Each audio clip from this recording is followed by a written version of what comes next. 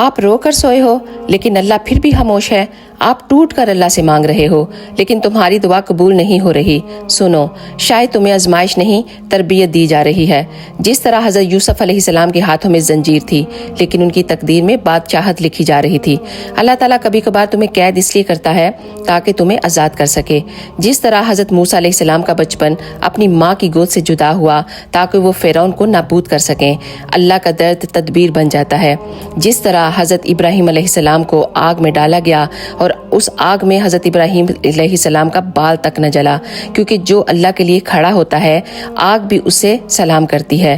جس طرح حضرت ایوب علیہ السلام کے جسم میں زخم، زبان پر دعا اور دل میں صبر تھا، اللہ نے انہیں وہ دیا جو دنیا والوں نے ان سے چھین لیا تھا۔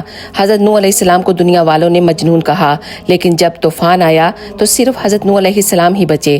دنیا تمہیں سمجھے نہ سمجھے، اللہ آپ کو کبھی اکیلا نہیں چھوڑتا۔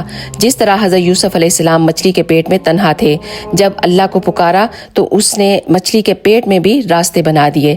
جب حضرت عیسیٰ علیہ السلام کو قتل کی سازشیں ہو رہی تھیں تو اللہ نے ان کو آسمان پر اٹھا لیا، کیونکہ جسے اللہ اٹھاتا ہے تو اسے کوئی گرا نہیں سکتا۔